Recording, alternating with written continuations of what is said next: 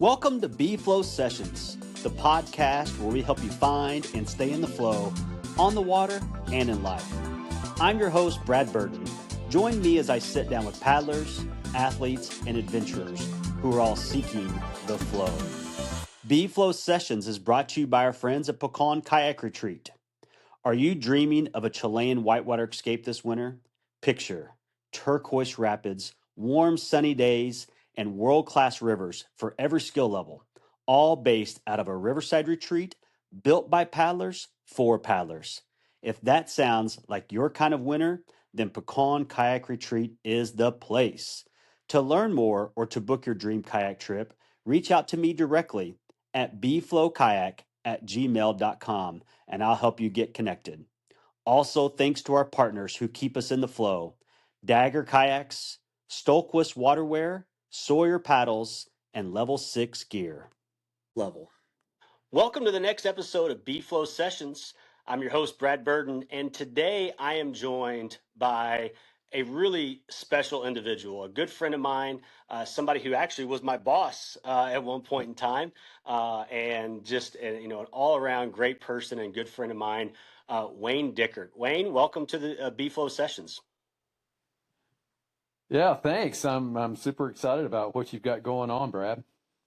Thanks for being here. So, for those of you who don't know, Wayne was a member of the 1996 Olympic canoe and kayak team in slalom. He was a member of the C2 team that went to Atlanta to compete. But Wayne has been a long time raft guide at the NOC, and then a kayak instructor at NOC, and then later was the head of instruction at NOC, and then later on after that started his own ministry and had a ministry and had his own church, and he's going to be able to tell us a little bit about that and about things he's doing now, living on the coast. He kind of left the mountains and on the coast, but we're really excited to have Wayne with us. So Wayner, as a lot of people refer you as, how did you find the flow and begin kayaking? Well, I found the flow. Oddly enough, I was the only Boy Scout in my whole troop that did not have his canoe and merit badge. But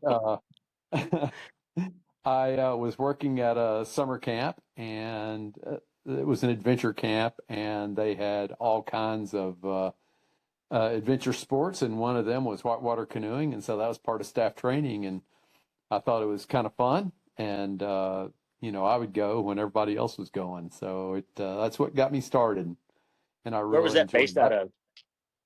So it was in over near Gatlinburg, Okay. in a teeny little town, or Townsend, Tennessee, near Cades Cove.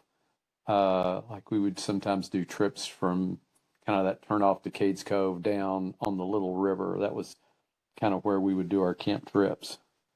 So what year did you come to the NOC then to raft guide?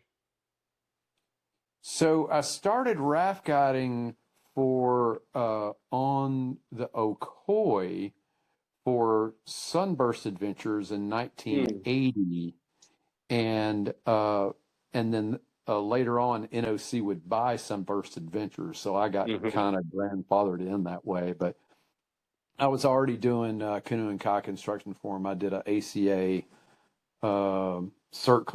instructor cert for canoe and then kayak, and so I was already teaching part-time when NOC bought Sunburst, so it was just kind of a natural fit for when I got married. I sort of married into NOC full-time, and my wife was already working there in the accounting department, Okay. and so I moved to Western North Carolina from the Ocoee area, and yeah, really enjoyed being there, though.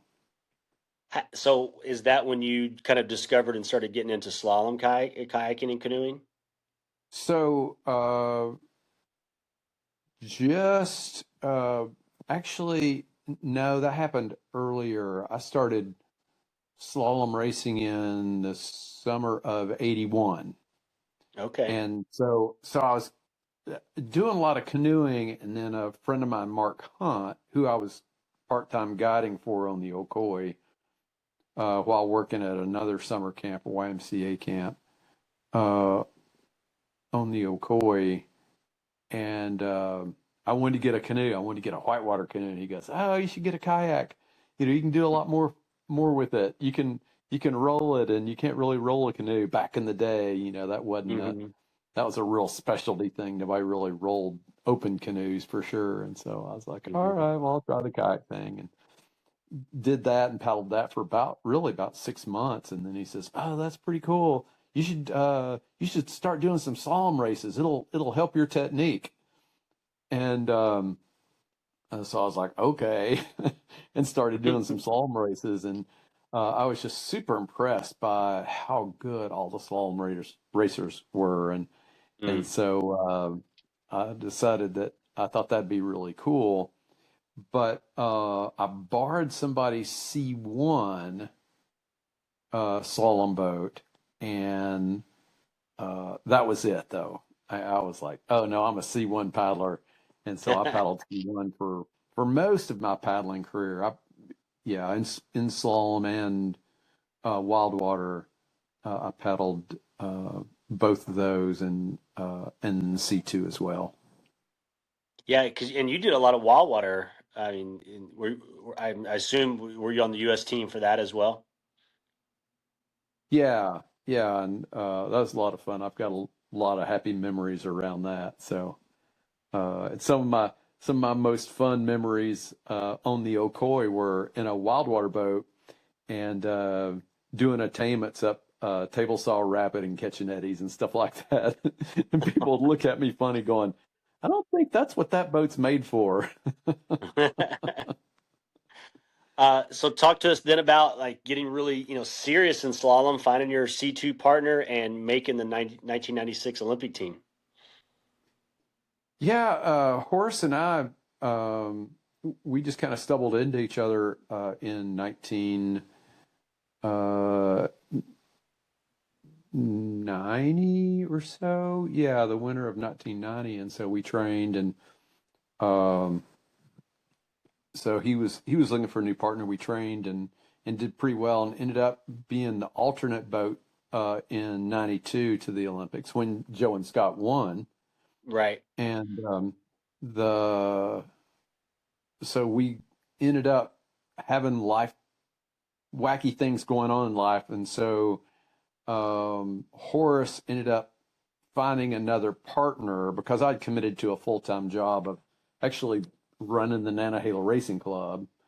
Okay. And Yeah. so he got another partner and raced for a long, up until the fall before the Olympics, actually. And then its partner who lived in Colorado, and they were doing well, made the national team and all that. And, uh, but, they convinced me that I need to race with Horace, that Steve couldn't race with him anymore. And so then I came out of retirement. I talked to my boss about, hey, what if I still tried to do this thing? And so anyway, and of course it was Mark Singleton, and he goes, hey, go for it. And of course I had to ask the other boss, and Joanna says, all right. So anyway, so we just trained really hard, went down and spent some time in Chile, and we had a strong group of C2 paddlers down training together, and so we were able to make some good progress down there, and ended up coming back and winning the Olympic team trials on the Ocoee that next spring. So And yeah, then, I mean, what was it like to walk down the opening ceremonies? I mean, I know that Olympics was kind of, scarred by, some attacks and things, but still, just to be there at opening ceremonies and then represent your country had to be just an amazing experience. yeah. I mean, it's definitely a surreal experience if you've never done it, because especially a home Olympics. Mm. Because you've got this supercharged home crowd, and they're cheering USA, USA, and so I remember kind of getting to the top of the ramp to go down into the stadium, and just going, what do I do now? So I pulled out this little American flag they gave us and started waving that in one hand and waving my hand on the other side, and just kind of looked around and tried to take it all in, and mainly just not pass out right while I was walking around the track. So But I ended up walking in right beside Carl Lewis, and I had no idea until somebody sent me the video after it was all over. That's awesome. Yeah. That is so cool. But then, like, to get to compete on the Ocoee, even though I know the upper Ocoee, the Olympic section, was fairly new at the time. I mean, now people can paddle it almost every Saturday through the summer, but at the time, it was a pretty new constructed piece of whitewater, but it still had to feel like your home river in a way. Yeah, it definitely was. And I had paddled up there several times in recreational boats. Kemp Ford and I used to go up whenever it was, and we were racing Wildwater C1s together. We'd go up there in our Wildwater C1s and trot down that bad boy and scare ourselves. Mm. So it was, it felt really good. And in fact, one of the, where they ended up having the course was not where they wanted to have it. It was not the best rapid to host the race in, Mm. but it was basically too much up into the gorge to where they could put seating and have all the Right. amenities that go along with that level of race. So they've moved it downstream and had to do some modifications to the riverbed to make that area a little bit more exciting than it Okay. originally was. But yeah. Okay. So this next segment's called Flow Guide. Who were your first mentors? You mentioned, obviously the Boy Scouts, but maybe, take it on to when you started paddling more full time and racing and things. Who were your Flow Guide mentors? Yeah, so I would say early on, Jack Porter was the guy he was the summer camp director and kind of the camp canoe guy, and so and he was a Methodist minister, and so he, kind of took me under his wing and taught me how to canoe, and so I ended up leading a couple trips with him, and so he was just kind of not only a canoe mentor, but a life mentor all the way through my life, and did our wedding and all that on the Ocoee River, which was a surprise Oh, wedding, but that's another story. Yeah, Joanna didn't know that we were getting married on the river that day. So okay. yeah, I mean, I've heard but of surprise, um, surprise engagements, but never a surprise wedding. yeah, yeah, that's most people haven't tried that one out, but it worked out, and here we are, 37 years later. Yeah, And you did so, okay. yeah, that was 37 years ago. So the surprise worked out well. And so, but of course, the Ocoee ended up being a special river to me in many different ways. And Yeah. so another one of my mentors would have been Mark Hunt. Mm. As far as paddling goes, a very influential mentor because he taught me into trying kayaking and kind of encouraged me around the C1 thing, and he's the one that suggested I try slalom racing and that sort of thing. And then, of course, Bill Endicott was, I just happened to drop into the DC scene right when it's at its peak, and just so many amazing racers and world champions were living in DC at the time when I dropped in up there. And so it made it pretty easy to sort of easy, because you're paddling with the best people in the world, so you're constantly trying to keep up. And Bill Endicott was coaching and had some other folks helping out, and then Ben Sandiford also came along and really encouraged me to try doing some wild water racing too. And so he was really instrumental in helping me develop my wild water skills. So, yeah, Okay. super supportive along those lines, and helped me build my the first composite boat that I built. Oh, wow. So, being So being a what poor about, racer, I ended up building many of my boats. Maybe not most of them, yeah. but many of my boats I ended up building. Yeah, racers have to do that, right? They can't just get a new piece of plastic like a freestyle or a creeker. Racers have to a lot of times build those boats. Yeah, well, I would say most racers have not built a boat, Okay. but Or at least they have to repair them. yeah, at least what? At least they have to repair them at some point, probably. Yeah, that's true. Yeah. That's true. So what about perfect flow? Tell me about a time when you were paddling and things were just perfect on the river.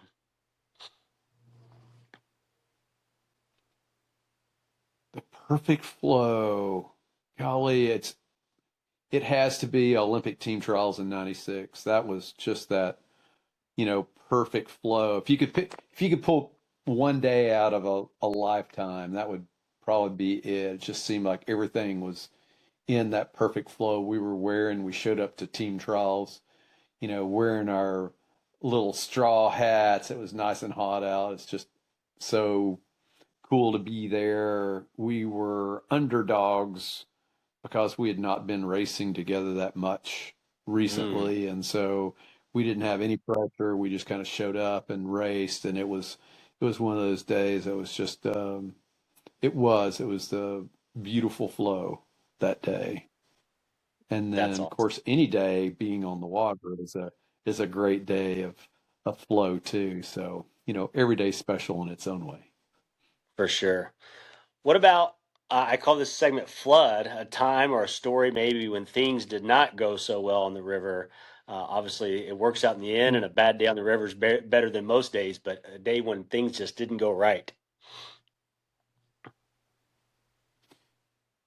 Well, I mean, we've all had those days where things are may not be the best day on the river, but probably what thought about was that the scariest day for me was probably leading a trip down in Mexico, Mm, and somebody misinterpreted what we told the group about the best way to go mm, through a rapid, which included a down tree around the corner. That was a mm. blind thing, and he wasn't feeling well, and that day anyway, so he just kind of floated on by, and we're like, "Get over here, get over here." He's like, just kind of blew us off, like whatever, and went around the corner, and he got stuffed under this tree, and so fortunately, we were as me and Tommy D were down there, Tommy DeQueer, and so Hmm. we uh, I I was out of my boat at the time, and we were kind of pulling people around a little side channel to get around the tree, and so basically I just hucked Tommy in his boat towards the tree and said, "Go get him!" And he was able to get there. The guy came out of his boat and was able to climb up on the tree, and we were able to get the all the gear. The guy was fine. Of course, he was embarrassed about what all was going on, but we were all happy that everybody was doing well. It's one of those days where it could have gone differently, but it had a happy ending in the end. So, What river was that? what's that? What river was that? The Octopon, Yeah, yeah. which is Okay. it's a. Have you been there? Yeah, I have. Yeah. Hmm. Yeah, yeah. I love that put in. I mean, it's just such a gorgeous place where the water just bubbles out of a wall into this giant pool. It's about 20 feet deep, and you can read a newspaper on the bottom of that pool there. It's so clear. It's just an Yeah, amazing place for sure. yeah. In my first international trip, Bill Hester had got me a job. I begged Bill Hester to let me lead adventure travel, and he said I wasn't ready yet, but he got me a job working in Mexico. That was my first ever international job, was safety kayaking and based out of Hocomoco area. Oh, cool. I love that Yeah, area. yeah, it's really cool. And now I understand it's like blown up, and it's like a little like Fayetteville, or like it's like this whole boating scene there. It's really cool. Oh, wow. Yeah, yeah, yeah. No, Or like that's a Durango or something, or Salida. yeah. I mean, it was a cool place. I could see that, and I'm glad it got the buzz that it should get. But Yeah. I went down there. We were doing wild water training sessions with Tommy McEwen and Andy Bridge, and a whole bunch of us went down there, and so that was where I met John Weld from Okay. uh, Merchant Research. IR. Yeah. Yeah, Okay. IR. He That's was still cool. just a junior paddler at the time. Oh, wow. Okay. Yeah, it's pretty cool. What about low flow? Times when you've been away for kayaking, either by choice, injury, job, family, things like that. Yeah, for part of the 80s, I was in and out a little bit, kind of back and forth, and then both with paddling and racing. But gosh, for most of my life, I was able to paddle. Oddly enough, one of the times that I couldn't paddle was we flipped over in Humongous, and my arm got pinned underneath the boat as we flipped upside down going over Humongous, and it really torqued my shoulder out 2 weeks Mm. before Olympic trials in '96, and so we weren't even sure we'd be able to. Let's eddy out and take a quick break. Do you need a break from the cold of a North American winter? Then let's head south to the best whitewater on earth at Pecan Kayak Retreat. Email me at bflowkayak@gmail.com to learn more about how you can take the ultimate paddling adventure in the heart of Chile. Now let's peel out and head downstream. Paddle, much less, Wow. y- y- you know, have a, be able to paddle fast. And so we just took a couple weeks off and, just did things easy and showed up and went, okay, here's what we've got. And so, but that fortunately worked out. And this segment's called The Current, so double meaning there. But how do you Hmm. find flow today? And then also talk to me about the work that you did as a minister as well. Yeah. So, I'll talk about River of Life, Yeah. which was a great little riverside ministry at the corner of the Nantahala River and the Appalachian Trail. And I was part of that ministry for about 18 years. I started it and kind of kept it going, and it's still going on today.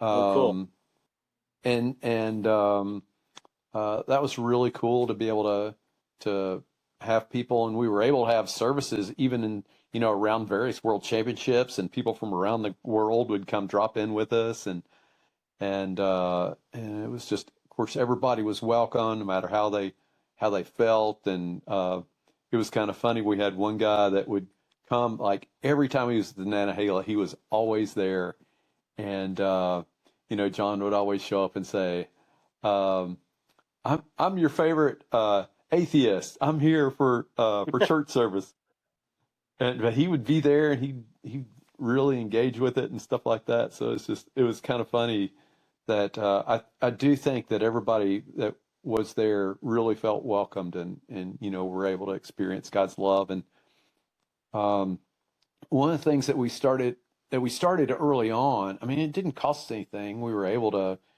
kind of use part of the NOC campus facilities there uh, at a time when they weren't otherwise being used anyway. So it worked out pretty well for everybody. And so anyway, after our first service, somebody came up to me and tried to, hand me some money and say, "Oh, here's our Tithing. little love offering." We're like, "Oh, we don't need it, blah blah blah. We're good. You can keep your money. Go buy a pair of booties or something." And he goes, "No, this is church. We got to give you money." And so a couple people did that too, and I'm like, "Oh, what do we do with this?" And so got to thinking about it and praying over it and thought, you know what, this has been such a gift that we can do this. Why don't we take the money and give a gift of water and life to people around the world, just in different Mm. ways? And so we, had small projects. We had a few $100s. We were a bunch of dirtbag boaters, right? Yeah. And so, um, we would just send money, kind of flip through uh, catalogs, around the world that were doing water projects, and so send money and support those things. And we always thought it'd be really cool to do a community well. But those bad boys were $8,000, and we thought, man, there ain't no way a bunch of dirtbag boaters are going to be able to do that. And then I got connected with a medical doctor down in Haiti, and he had a group that was able to do wells for $2,000. And we're like, man, we can do that. And so everybody got all fired up that summer. And it was the summer after the earthquake. So it was 2011, I think it's when it was. And so we just hit it hard, and we raised enough money for 2 wells that year.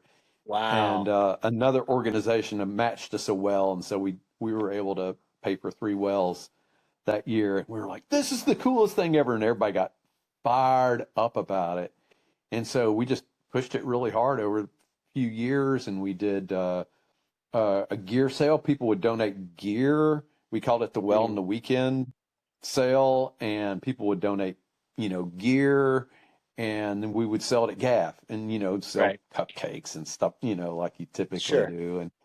And so we were, and then sometimes people would come up and say, hey, I want to sponsor a well, like straight up the whole well, and we love what you're doing. And so one year we raised 7 wells in over the course of the weekend, kind of extended weekend. And it's phenomenal. And so after several years, we raised enough money for over 150 wells, community wells.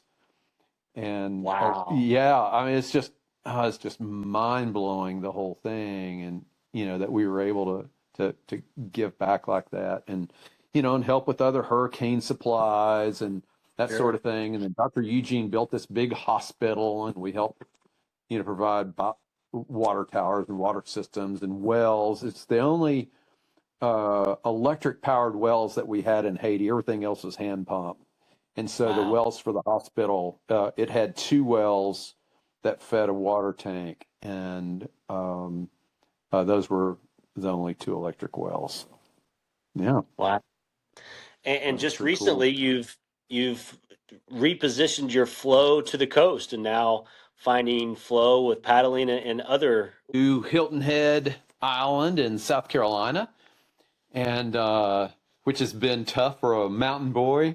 Giving up my rivers, that was really hard. But I've really found a cool way to stay connected, and through some eco tours down here, I'm leading eco kayak and paddleboard and bike tours, and just telling people about general nature. But the biggest part of it is the salt marsh down here, and the unique nature of the salt marsh and the critters down here, and talking about the dolphins and the roseate spoonbills and the manatees, and just all the critters and all the superpowers of the different aspects of the marsh. So it's pretty different than what I did before, right? Like when we were out on the river, you spend all day long teaching people technique, and you might say, oh, look, a great blue heron. Right. and that's our nature trip right there, with the look, there's a bird. Right. And so now it's like, oh, that's a great blue heron. Let me tell you about this great blue heron. Oh, did you see that little blue heron over there? And then we've got 2 different kinds of egrets over there, and there's a big one and a little one. Anyway, so it's just it's really kind of cool learning about a lot of different things. In fact, how many gallons of water do you think an oyster can filter in a day? Oysters are the water filtration system of the marsh. How many gallons? 50 gallons, 50 gallons, one stinking little oyster about as big as my thumb. Wow. Isn't that crazy? That's like, it can filter a bathtub full of water, one. And there are billions of those little rascals in the marsh. I mean, it's just, and then you hear all kind of little things like that, and it just kind of blows your mind. And so the whole thing has been really fascinating. I mean, Joanna and I have been coming down here for 40 years paddling around the marshes. And so it's been kind of fun to know the whys and the details about some of the things that we were seeing, like spitting Right. oysters. That's really cool. So, what about flow advice? Now, think about advice you would give to two groups of people here. One would be somebody learning to kayak for the first time, and another Yeah. would be somebody older who may have left the sport who's trying to get back into it. Yeah, for the newbie, to me, I think just what you're doing, Brad, um, instruction, good quality instruction is the best gift you can give yourself when you're first learning how to paddle. Mm. Hmm. And I mean, some of us are fortunate enough to be dropped in this pack of people that are super paddler instructor and can communicate well how to do that. But most of us are not that fortunate. And so finding a good instructor is a great way to get started. It helps us have more fun on the river. It gives us better technique. It keeps us safer. It gives us an awareness of what's going on around us. And so just having that foundation is, I think, critical to having long-term fun and success on the river. That's really good advice. What about the person who maybe, it seems to me there's a lot of, and I fit this category, but I'm finding there's a lot of people in the same boat that maybe in their 30s got out of paddling because of family or geography or jobs, and now Yeah. they've got a little bit more free time. They got a little bit more, disposable income, and they're getting back into paddling again, but maybe their body doesn't quite function the way it did 15, 20 years ago. I hear you. It's absolutely true. Stretching is your friend. That's what I'm going to tell all those people. Um, Absolutely. but the just have fun with it at whatever level. Just because you were at one level before doesn't mean that you have to be at that level to enjoy yourself. I know there's Yeah.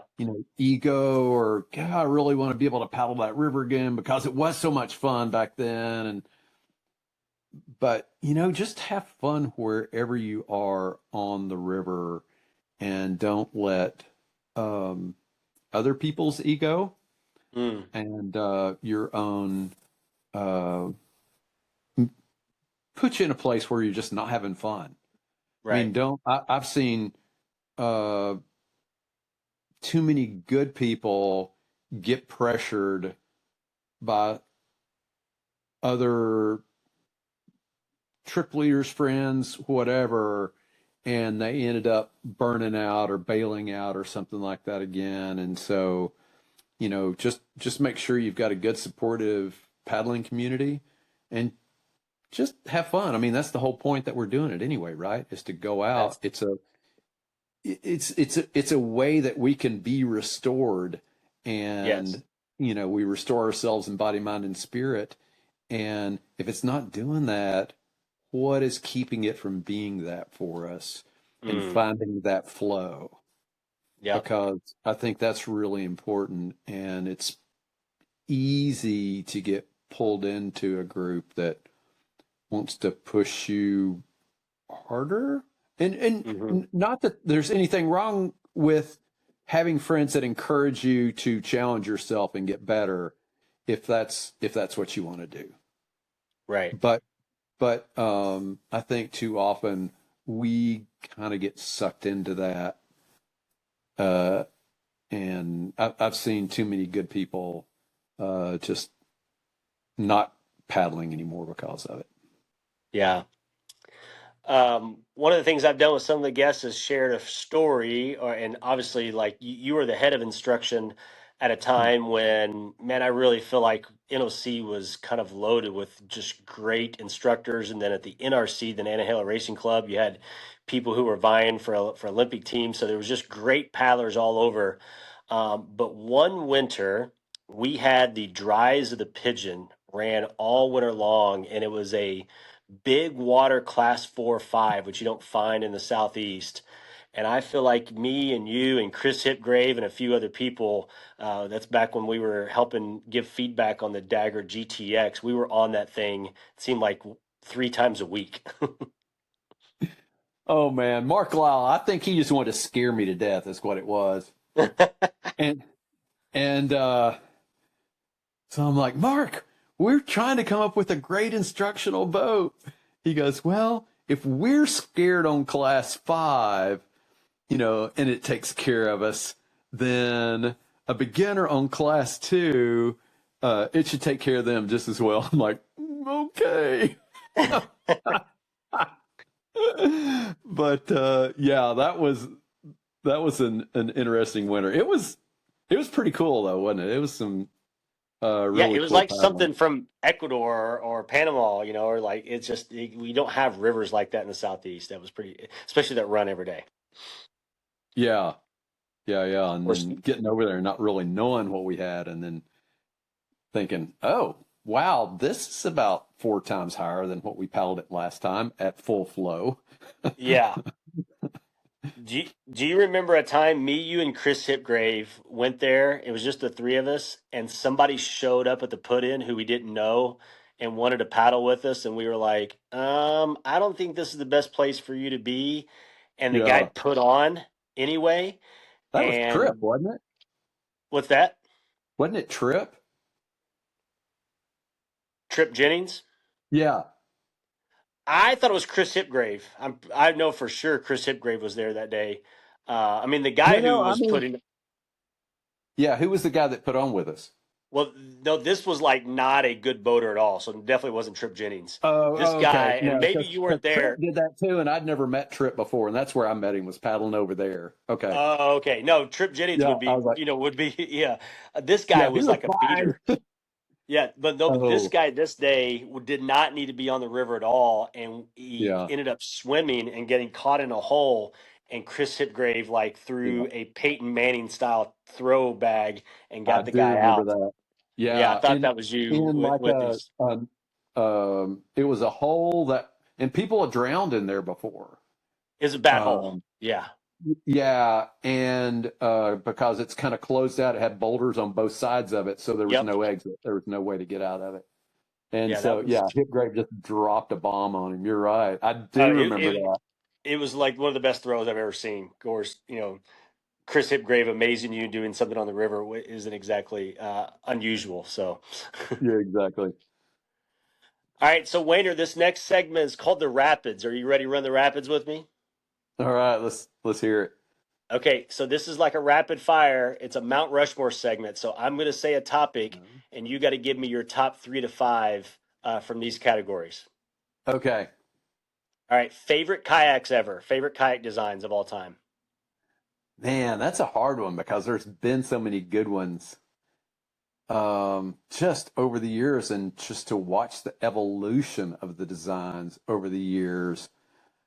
Uh, Pirouette S was just like, Yep. one of those mountaintop kayaks, I thought. Mm-hmm. And, in playboats, I like the Kingpin, was a, kind of an iconic boat and stuck around forever. I thought so And too. yeah, and then, of course, the Jackson Fun was, Mm. it was one of those boats where EJ goes, "This is the best boat ever. It'll do this, it'll do that, it'll do everything." And it's like, okay, EJ, whatever. And then it did. So those, and the fun series, and now I'm enjoying paddling the little rippers, the little Yeah. piranha rippers. And you know what? For if you could have one boat and you didn't really want to play boat, that Fusion is a Piranha Fusion. It's a Mm. hybrid boat with a drop down skeg. Yeah. That thing is awesome for like Tallulah and Section 4 and, Cascade, stuff like that. You can run it down, all that kind of stuff. And I mean, you don't have the big run out on the Cascades, but, or the paddle out like you do on Section 4 or Tallulah or And something Tallulah, like yeah. that. But, you run those rivers, and then you get to the bottom and you drop your skeg and be like, "See you, boys." Yeah. That's a great point. Yeah. I like it. All So right. anyway, Rivers of all time. Yeah. Doesn't have So to be the local, hardest, just your favorite. yeah. Local rivers for me close by in North Carolina would be the Santilla Yep. Creek. Hmm. I just love that. I mean, so very many different sections, but still accessible. The Ocoee, obviously, the Socha in Slovenia, Yep. and yeah, I'm going to leave it at that. Okay. All right. Yeah. Countries to paddle in. Kind of going back to the Socha, Slovenia. I love Slovenia a lot. We talked about Mexico earlier. Mexico's an amazing place that doesn't get quite the uh, attention maybe that some of the other countries do in Central and South America, but Hmm. Mexico's a really cool place. And of course, Chile, and there's just so many places around the world. Japan has surprisingly got some good stuff on the North Island. And Okay. so, yeah. But my favorite spot is the Socha in Slovenia, I think. Okay. A river that you never did, but you would want to. Uh, the canyon. You've never been on I the Grand think Canyon. oddly enough, the schedules never worked out. And Okay, so so I've never been either. So that's my answer as well. And if either one of us ever end up with a permit, we got to call the other. all right, there you go. I may be a year or two past the uh, doing the canyon, but yeah, we'll see. Oh, you could still do it. I believe. I've seen you just a couple years ago. You could still do it. All right, this Yeah. one's controversial, but so far everybody has agreed to answer it. Oh, Kayakers of all time. the best kayakers of all time. Yep. I tell you what, Stinking Dane is making his mark. I think I mean, he's got to be on there, doesn't he? yeah, I mean, really. And of course, EJ, you Yep. know, in so many different ways, and Scott Shipley was a crazy, uh, did so many different things too. Yeah, I mean, Um, anytime you can make the Olympic team and medalist in the World Championships in freestyle, that's gets you up there. yeah, and he'd hop in a C2 and win nationals, and Oh wow. just, yeah, no, just whatever, Shipley, he just do it all, and then yeah, and then Yeah. on s- sprint, Greg Barton probably has to be Oh, good one. call. Yeah, Yeah, I like that. Good yeah. call. All right, so Wayne, this is final flow. So, and you can be any age. You said you were aged out of the Grand Canyon, so we could rewind your body back to any age. You get to one day left to kayak ever. God has come down and says, Wayne, I'm not taking you from this earth, but this is your last time you get to kayak. Because so many things we do in life, we do for the last time and we don't know it's the last time. But you Right, find right, out right. if this is the last time you get to kayak. I want to know what boat are you in, what river are you on, and who's in your crew. Hmm. All right, here we go. I'm gonna say Socha River Okay? and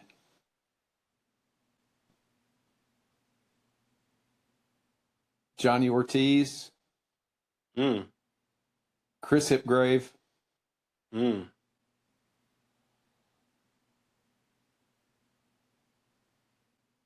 and then whoever else wanted to go along. How about that? Open invitation. What boat? Yeah. What boat are you in? What boat? Um, I don't know. I I don't know. Probably. I mean, the what I'm most used to now is the Ripper, but Yeah. any boat is good. Anything that floats, huh? Yeah, anything that floats. I mean, there's just so many good boats out there. It's just Yeah. You're going to have a good That's, time, and golly, just so much. I mean, that's what So our listeners come to B-Flow sessions for, Wayne, is they want to hear the hard-hitting capital J journalism questions, like what is your favorite all-time kayak? I mean, I'm not throwing softballs here. These are the tough questions. right. All right, I'll stick to my ripper. All right. All right. Well, Wayner, it has been anytime I get to talk to you, but especially here on the podcast, it's such a pleasure to speak with you again. You're somebody who's been a very special person in my life, and to so many people. You've had such an impact on so many people's lives, both on and off the river. Thanks for everything you've ever done and being on B-Flow sessions. And I've had so many people that impacted my life that's just beyond blessings upon blessings. You know, the whole thing has just been an incredible ride. Right. Well, the ride's not over with yet. Enjoy continuing finding the flow. That's right. I've got at least one more day on the river, right? Yeah, you get your final flow at least. All right. Well, Wayne, it was great to talk to you. Thanks for being on B-Flow Sessions. You too, Brad. Have a good one. All right. Take care. See you. See you. Thanks for listening to this episode of B-Flow Sessions. Please take a moment and rate the show, give it a follow, and leave a comment. Also, if you could share it with your fans, your friends, your family, and everybody else you know in the paddling world, that would help the show grow and help more paddlers find and be in the flow.